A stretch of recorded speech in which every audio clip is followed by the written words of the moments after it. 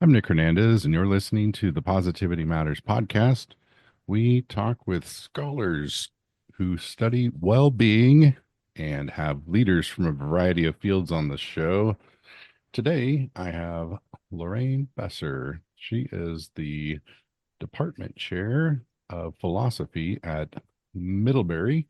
She earned her PhD from the University of North Carolina at Chapel Hill. She has MA degrees from UNC and the Claremont Graduate School and a BA from Tulane University. Before joining the philosophy department at Middlebury College, she held positions at the University of Waterloo and Stanford University. Professor Besser's primary area of research is moral psychology. She is particularly interested in the topics of happiness and well being, and her work frequently draws on psychological and neuroscientific research on these themes. Also, a scholar of David Hume, Professor Besser has broader interests in the history of ethics and the early modern period of philosophy. Lorraine, welcome to the podcast. Thank you, Nick. It's great to be here. All right. So, most recently, there is a book on the interesting life. How did you discover the interesting life as a thing? I didn't know it was a Yeah. thing. You know what? It's always been a thing. We just haven't had a name for it yet. And so it's only just recently that I've been working on this project and that anyone has, and it arose through this collaborative project with Dr. Shige Oshii, where we were exploring the possibility that there was something that all of our previous discussions really of happiness and of well-being had really been overlooking. And this is the notion of psychological richness, right? Which is psychological richness describes this state of robust cognitive engagement where it's really marked by this kind of free-flowing thoughts and emotions coming from them. And often what we find is that in through those experiences, we often leave with a changed perspective. And in my work as a philosopher, I've been exploring why it is that these are important to us and why that we really do positively respond to states of psychological richness. And what I've come to learn is that there's a real value of the interesting or interestingness, and that it's a really important aspect of how we engage with the world and what we get out of our experiences that I think makes a real important contribution to our lives. When I think back on the Nicomachean ethics, I don't recall there being a virtue around curiosity and the interesting life. Are you saying Yeah. that Aristotle missed one? Aristotle totally missed one. Yeah, Aristotle, as you got it right. I mean, he is one of our ancient Greek philosophers. He is one of the earliest um, philosophers or anyone who really discussed the good life. And he set up these categories, right? He talked a lot about meaning, which he described in terms of a form of flourishing we called eudaimonia. And he talked a lot about hedonistic views of happiness, which are basically pursuing pleasure. And he didn't think that we ought to be pursuing hedonistic goals. But his basic dichotomy that he set up there, it introduced these two horns of the good life, right? One that's wrapped up with meaning and purpose, and one that's wrapped up with happiness, understood really as the state of positive affect. And those two horns have really shaped the discourse around well-being and the good life for centuries. And when positive psychologists started to emerge, when the field started to emerge in the late 1990s, they turned directly to Aristotle to kind of set up their targets. And so within these past few decades, we've seen this kind of reaffirmation of this structure, and most recently this challenge to the structure of saying, you know what, there's more, and we're figuring out more concretely what that is. Yeah, yeah, that's really cool. One of the one of the things that I don't know, I I think it feels like Aristotle kind of resolved it for himself, but it gets glossed over. I think didn't he make like when for something to count as a virtuous act, it's something like it's what is it like? It's got to be intentional. You have to be successful, and then you have to take pleasure in the doing of the act. Yeah, yeah. So So I think he he's sneaks it in there in a way. It's a very unusual view of pleasure, though, right? I mean, I think Yeah. he thinks it's not necessarily, a requirement of virtue, but he does Mm. think that a virtuous person, through exercising virtue, will experience a kind of distinctive pleasure that's through the act. And I think what he's really getting at there, he certainly does not think that we reach our fullest potential when we are stuck at this stage where we're just doing something because, it's the right thing to do and we aren't full-heartedly behind it. And so that's where I see this aspect coming in that, the best way that we can be, the absolute best way we can be is to develop into a person that really takes genuine pleasure in exercising virtue.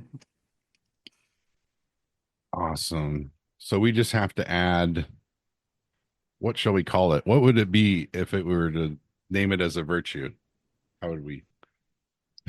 To name what? The pleasure or the The pursuit interestingness of the or interesting that, yeah, like yeah. what's the virtue formulation of that? The virtue Yeah, of we'll figure it out. I, yeah, I don't know that there is a virtue formulation of it. I think that there is, I don't think that there is this kind of, virtue is a character trait that you instantiate and you're disposed to kind of do certain sorts of things. And I do think that there is a mindset of the interesting that disposes us to that we can develop and that will dispose us to have more interesting experiences and experience more psychological richness. I think that's very far from what Aristotle was thinking about with virtues, but I think that that aspect is absolutely correct, that we can develop a disposition that will allow us to have more rewarding, interesting experiences. Yeah. I think probably the closest one that I can think of would be wit, that part.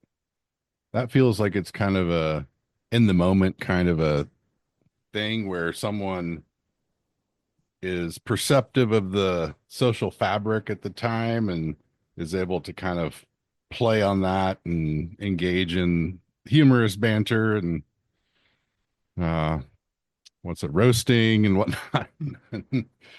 um and then I think that was picked up and maybe more generalized by Aquinas. I think he called it like eutrapelia or something along those lines.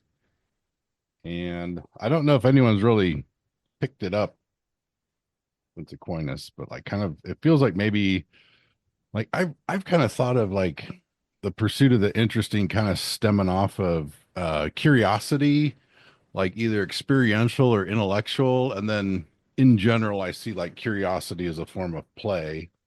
So if Aquinas is like, I think he talked about eutrapelia like as a virtue in the Aristotelian sense, and that if Mhm. you kind of overdo it, maybe that's a sin, maybe a venial sin, and then if you underdo it, that's like also a sin.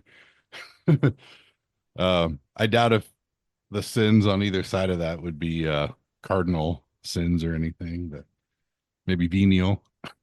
Yeah, that's really distinctive of that framework of thinking about the virtues, though, that it's, talking about a particular sphere where there is a right way, a virtuous way to occupy that, right, which is, essentially the middle. It's Aristotle's doctrine of the mean. That's what we want to shoot for. And what's a great example of that? I have explored the notion that curiosity is a virtue before, and I think there's a really significant case that it is, right? Because it's something that it is a disposition. It is something more like a character trait in the sense that virtues are, and it does enhance your life. So I think it has these components, but I do get stuck on whether it fits into that framework of understanding a mean, because I think that what's most important with curiosity is that you employ it, and it's not necessarily you can't be too curious, right?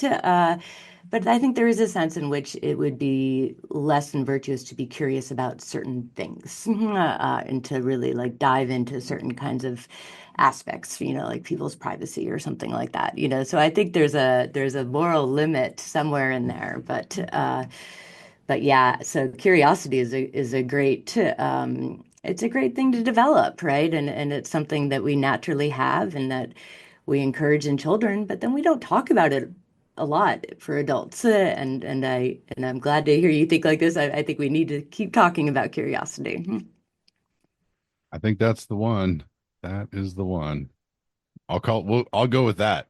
We're going to All put right. curiosity up there with prudence, temperance, justice, courage. Or I think is that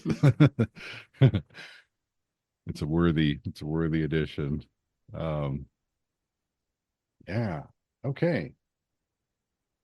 So with have by chance have you tried any of these strengths finders from I think the Values in Action Institute, or have you gone through the existential activity of coming up with your own values and giving birth to yourself, or some combination of the two, or Yeah, I haven't. About I don't think about a lot of these things in terms of that kind of framework, right? I think that it's really important to know who we are and what we're working with, because that's really important to how we become better people and how we live better lives. And so I think that it really is important to be in tune with yourself. Although I have not done the explicit categories that are kind of mentioned like that. yeah, yeah. I guess maybe they could all be considered having virtue pantheon potential, but yeah. Let's see. I believe I saw an interest in self-determination theory. Is this an active interest or one Yeah, that can rise to the conversation?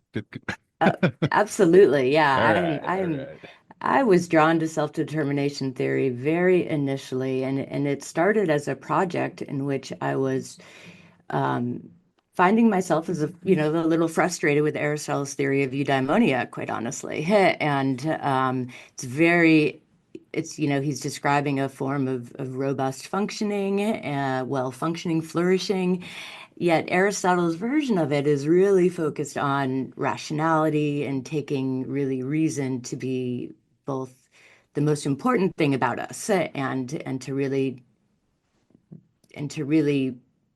inform our lives in many ways, in all ways, really.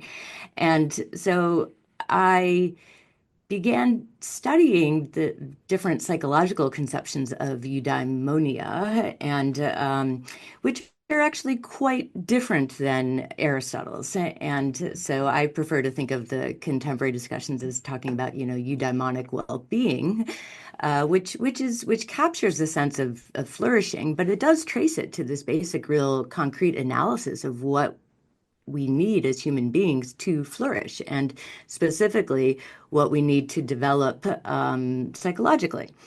And with this, so this is a background. In the first academic book I wrote was exploring and developing a theory of eudaimonic well-being and an understanding of how morality fits into that, that is based within this self-determination theory. And Hmm.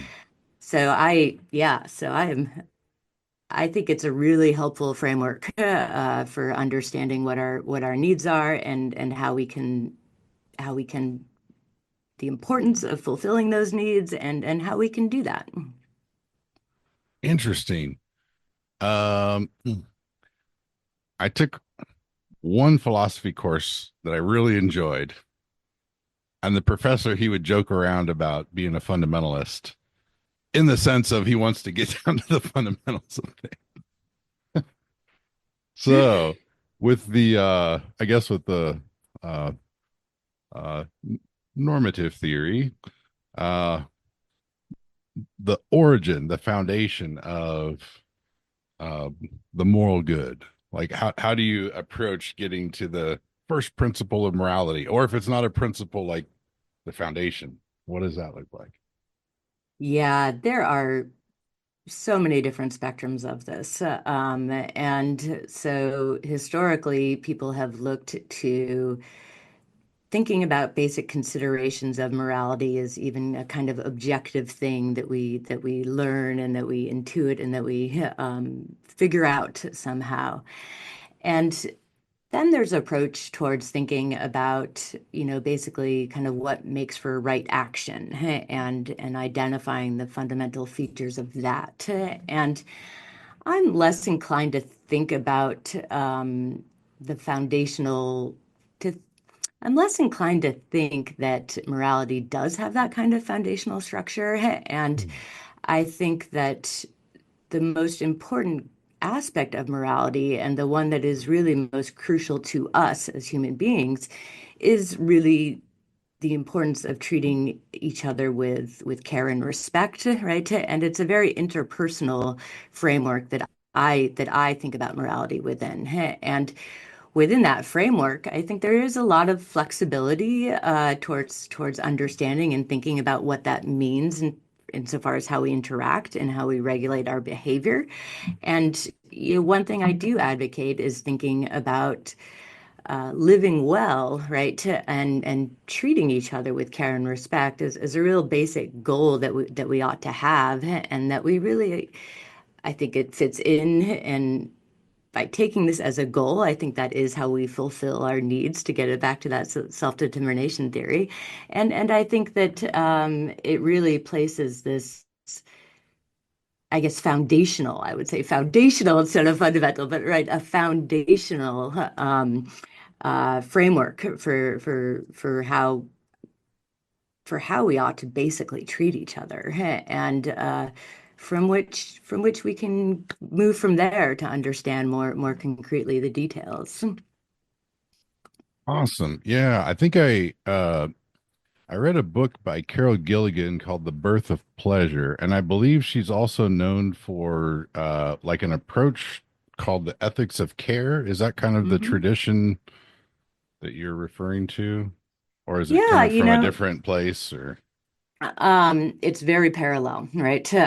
So yeah, so Gilligan was very influential in thinking about this field that is, revolves around the ethics of care, and I think that's very compatible with what I'm attributing to be the real kind of goal here.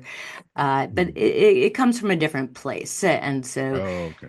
I am working within this framework of seeing, trying to understand how morality fits into human beings and helps them flourish. And that's the kind of initial idea that morality is grounded in something that is actually very important to our own flourishing, like as to our own well-being is what we would say. And Hmm. so that's the anchoring that Aristotle sets up that I do embrace. I disagree with him Hmm. about a lot of things, but I embrace that way of thinking about morality because I think it's true, and I think it's really helpful for us to think about morality as something that we need, right? And that we need in order to really live well and flourish as human beings. Yeah. Yeah, that I've been kind of thinking about that too. With it feels like he's like goes through all these virtues in the Nicomachean ethics, and then there's like friendship as like some kind of a good. There's like I think he talks about some kind of friendliness as a virtue, but then there's also just like friendship as a good. And like when I zoom out, step back and think about it, like one way that I've looked at it is like, all right, well, like, okay, say like friendship is the goal, let's say. Um, what would be beneficial towards increasing the likelihood of friendship forming? And it feels like all those things on the list of virtues that he lays out all contribute to the good of friendship. Um, and so I'm I kind of all I wonder a little bit like if maybe there isn't a little bit of reverse engineering going on there. Maybe he had like, some good friendships in his life and then kind of like, okay, what contributed? Like, okay, let's call all these other things virtues. Like, but he's really like about friendship. That's kind of a hunch, an intuition. I don't know. What do you think about that? Yeah, I think that's really interesting to think about his analysis of friendship in conjunction with the virtues. And his I think they're separate. I think that the one of the main reasons he's emphasizing friendship is because we really develop and we develop through our friendships. And this is a really important part of how we learn what it means to be virtuous. And the argument that he gives for the virtues is that it makes sole reference to the best use of reason, and which he thinks is to use reason to control our emotions. And so each of his virtues, right, they represent the middle of these emotional spheres because this is how reason ought to kind of aim at when it's regulating the emotions. So he's got different arguments for that that are independent of friendship. But it is really nice the way that I think he gives a really interesting understanding of the different kinds of friendships and of how it is that that friendships are really important to our own development, to our own flourishing. Yeah, yeah. I had a the class that I took that enjoyed uh was on the moral and political philosophy of Immanuel Kant. Ah, And yes. every class the professor would talk about friendship and nothing to do with Kant. But eventually I stumbled across a quote uh by Kant, and it's something along the lines that like the distilled version would be something like um friendship is the maximum of mutual love. So I kind of then like I think about, a spectrum of positive social interaction where the minimum it would be like friendly stranger, and then deep friendship or like close friends like at the other end. And I think of like I I think basically like I would just do one little twist on Aristotle's like thing, and that would be like his third one of like the virtuous as the connector bond. I would say there's like this generative dynamic of like we bring out the best in each other, because then I think it puts it in the context of like a growth factor instead of just, hey, two people, we're magnanimous and perfectly virtuous and let's hang out. Yeah, yeah, absolutely. It is, and you're nailing it, right? It's the growth factor. It is through the communities that we exist in that we thrive, and so we ought to make the most of our communities and develop really genuine, sincere friendships where we respect one another and we create this climate through one another that helps us flourish. Yeah, it seems like kind of like that care can have kind of two faces, like the compassionate and that like um prevention and alleviation of suffering is a natural desire in the life of your friend, and then also like the generative. And if like you're able to share your, if you do have like that, I mean, I think it's totally fine just to be like interesting life, like let's just see what happens. But then to the extent that like you have projects and goals and whatnot, like, and even some in terms of like, okay, what state like things do I want to turn into traits or virtues or whatever? It's like I think you can. One of the pieces of close relationship research that was really interesting, they call it like the Michelangelo effect, and it's basically that you're able to share your ideal self with a close friend, and then that friend is able to, in understanding your vision, your values, able to engage with you in a way that helps you to move towards that ideal, in a way that's like along the way to get there is like authentic to your own values. And this like Michelangelo effect, I think that's like the kind of like that the expression of that mutual Michelangelo effect, mutual generative T. Like, I think that's kind of the essence of that third dynamic. Like, if I try to put it in terms of what I've seen from the close relationship research, what do you think Aristotle would say? Yeah, uh, I think really fundamental part of his analysis and certainly historical analyses of friendships are thinking about a lot thinking a lot about what it means to respect each other as human beings, and for Aristotle he would say as rational creatures, right? And so there's a certain way in which I think, in these very foundational relationships, right, what we're doing is modeling and treating each other as the human beings that we are. And so there is this, it's an opportunity for growth, I think a large reason of why is because we are seeing each other's as these creatures whose missions are important because they value them, and we're treating each other, we're holding each other accountable, right? We are seeing each other as agents worthy of holding each other accountable, and really that we can, through our friendships, see one another in ways that really help us embody this ideal of flourishing. Yeah. Yeah. So you got me thinking with this interesting life, meaningful life, happy life.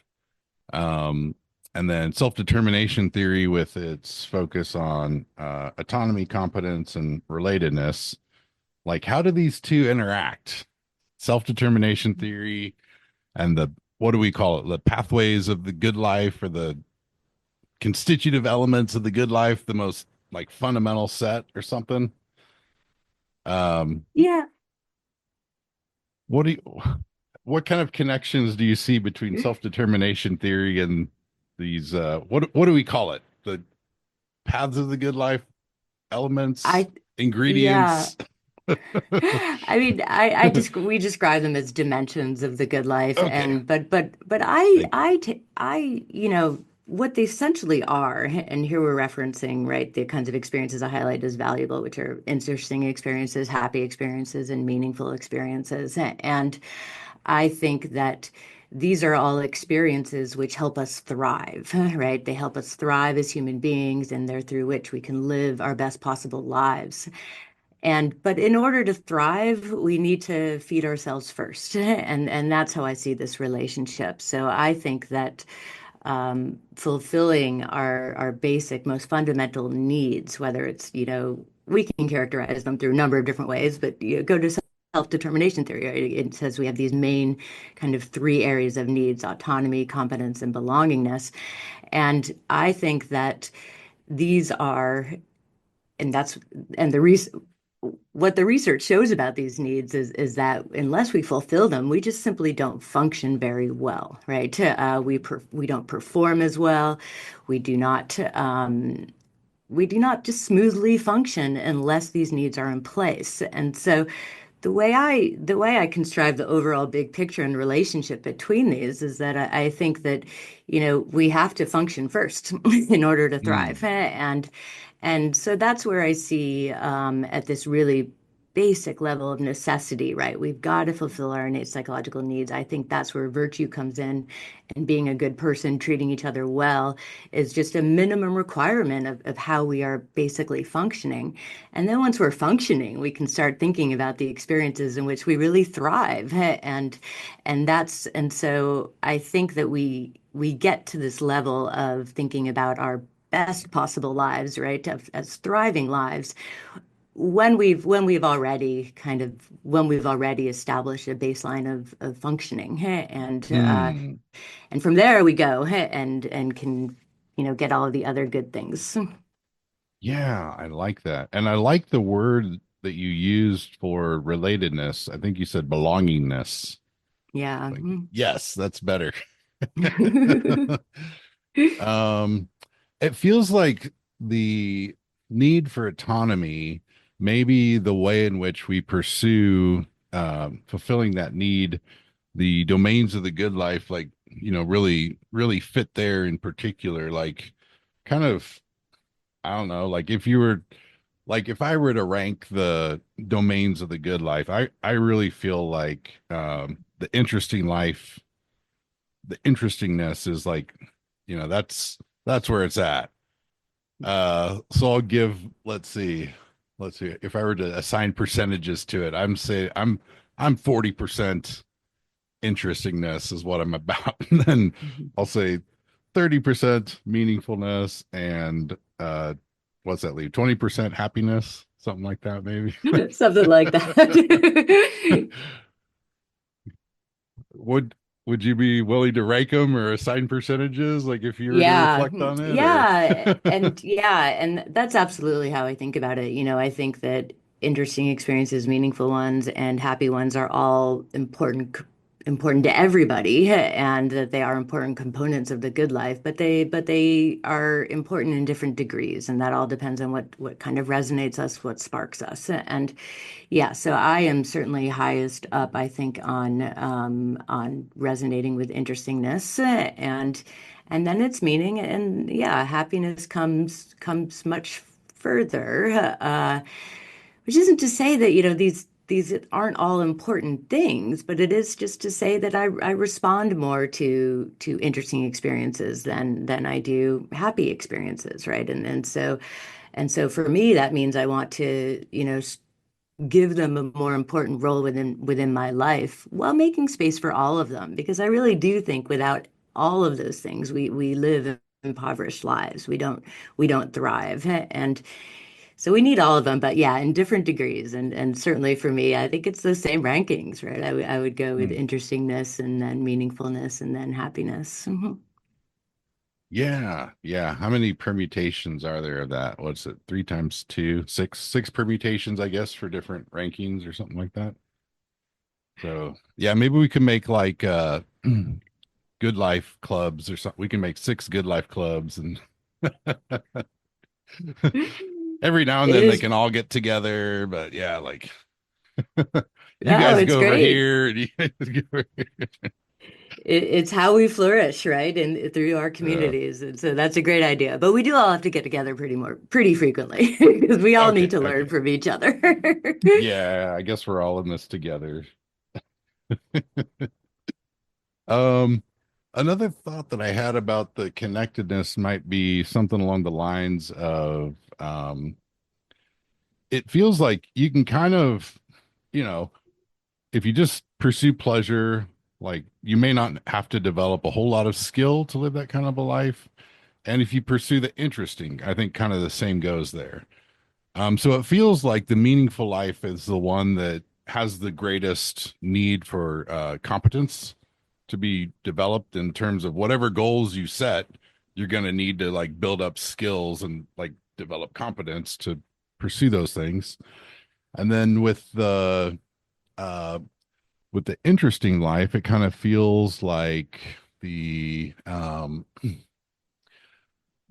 like it's just being able to like have the autonomy kind of to choose to pay attention to what the possibility is in the moment, and kind of like I'm going to let every moment be free. Like I'm not going to let my goals like dictate my attention into the future and like miss what's happening now. I'm going to let my autonomy run free in the moment.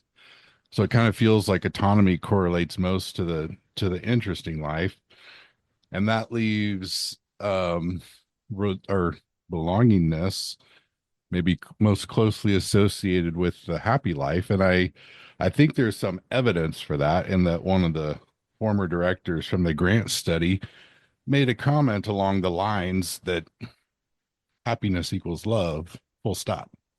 George Valiant, I believe, was the director at the time that made that comment. What do you think? Do those sound like do those kind of, what's most unique about each of the domains of the good life and each of the aspects of the self-determination theory? Would you map them differently, or does that kind of feel like I've isolated something kind of unique that corresponds most between each? Or Yeah, Yeah, I guess first I want to push back against the idea that skill is only involved in meaning, and I Right. think Yeah. that that's Yeah. so natural, but we need to be a little clearer on that, right? I mean, Hmm. so the part of our mind that's engaged in goal pursuit, right? That's our rational part of our mind, and that's the one that strives for goals and strives for meaning and purpose, and so those are the most identifiable skills because as a society we place so much emphasis on them, but there are skills involved in generating interesting experiences and so in order to generate in order to have interesting experiences, right, you do need to bring an open mind to your experiences, and you need to develop curiosity, creativity, and the skill of noticing. And so these are all different skills, and I think you could find a lot of skills that are really helpful to be happy too. And so I think that it is all, I mean, I described the interesting stuff in terms of an art, right? So it's a skill that we develop through practice. And I think that it's a really interesting question how the three needs that identified by self-determination theory map onto these skills.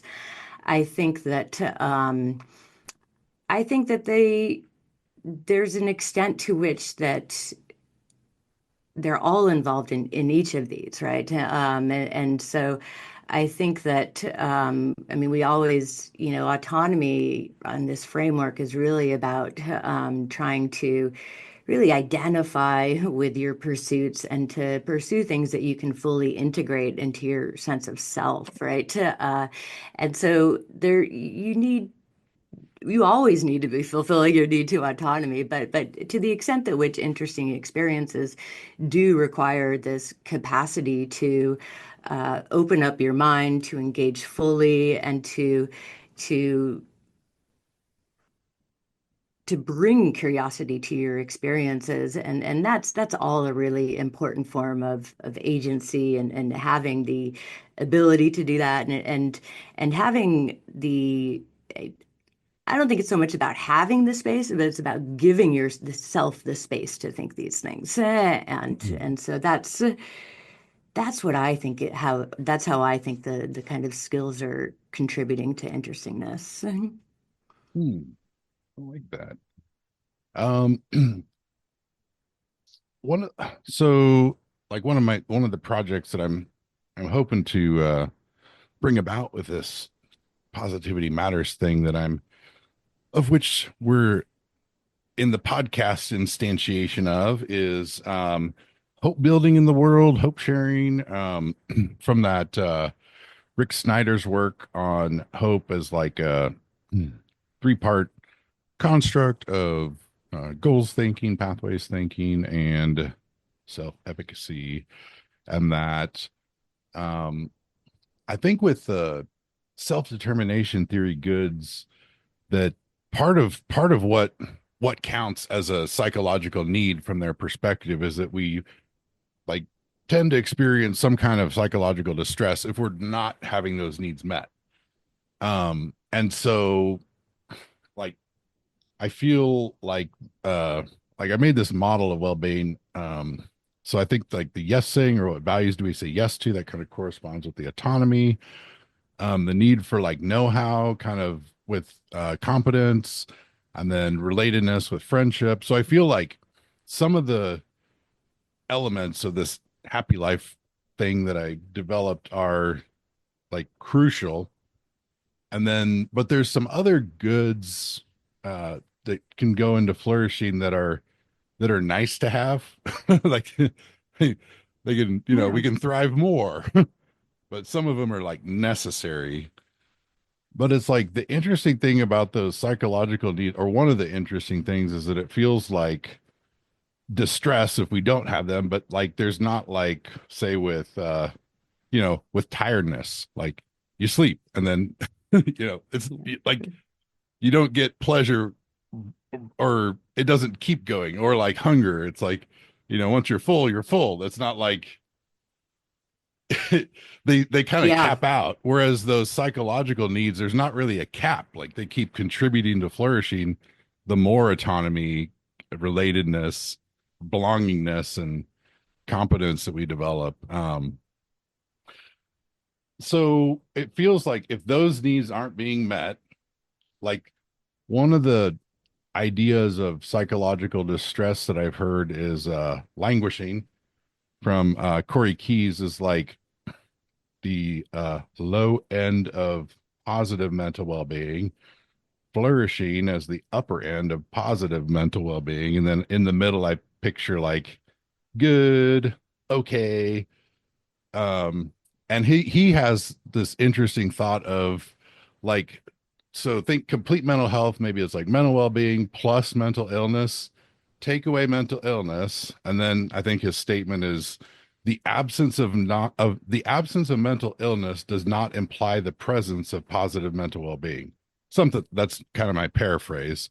And Yeah. so there's kind of like, I think positive mental well-being is its own set of things, and I like the notion that like hope maybe is one of them, because it kind of to me corresponds to that there's this goals thinking that's kind of like the autonomy, pathways thinking that's kind of like the competence, like how do you get to your goals, and then the um, I've also I think so hope I would say is an essential ingredient of positive mental well-being, and then the other one would be like kind of social health just to correspond to the belongingness. Mhm. um and so I think that really those kind of self-determination goods kind of map into like hope and social health, which I think are the central fundamental elements of what we might describe as a positive mental well-being that can be built up. um is there is How do you feel about hope and social health as the essence of positive mental well-being? Is anything else required? Um, or is that sufficient? Yeah, no, I think that it is interesting how to frame this kind of space, right, between kind of proper functioning and positive function, and but I absolutely agree that the our psychological needs, they are basically what psychological needs are is that they are needs that drive us towards having certain kinds of experiences that then in turn fulfill sorry their psychological needs are basically right what we they point us to having certain kinds of experiences without which, right, we suffer these kinds of distress, right? And so that's why we think that that's why we call them needs, because if we don't have if we don't have these experiences, then they will lead towards some kind of psychological or even cognitive distress. There's physical distress. There's all kinds of aspects in which a failure to fulfill your needs impacts us. And I think that there are, with any kind of thing, right, there are minimum levels of getting it, and then there are higher ways of getting it. And I think that within the social realm, I think I would put the social realm more at a necessity level than even just a positive, more than the thriving level, right? So I think Mm. about in terms of kind of like proper functioning and then thriving. And I think that the social, the nature of our social interactions is important to proper functioning. And when we think about thriving, right, then I think, yeah, there's a lot of room for self-advocacy beliefs, for optimism, for these things that we know will help us to better succeed in our aspirations. And so I think definitely those are contributors towards a thriving aspect to ourselves. Your discovery of interestingness, I think, has expanded the possibilities for how hope building occurs. So I'm deeply appreciative of what you've done. Oh, great. Thank you. Wonderful. Yeah. Wonderful. So, looking into the future, are there some other topics that have captured your interest? uh maybe that we haven't mentioned yet? Like what's coming up? Yeah, I'm really interested in pursuing this notion of resonance. And, it came up earlier when we were thinking about the extent to which we respond to interestingness or happiness or different things. And I think that the what we're talking about then is the way in which certain experiences really just kind of spark us and generate these positive movements that get us towards thriving, right? So this goes beyond right fulfilling needs, but it is thinking about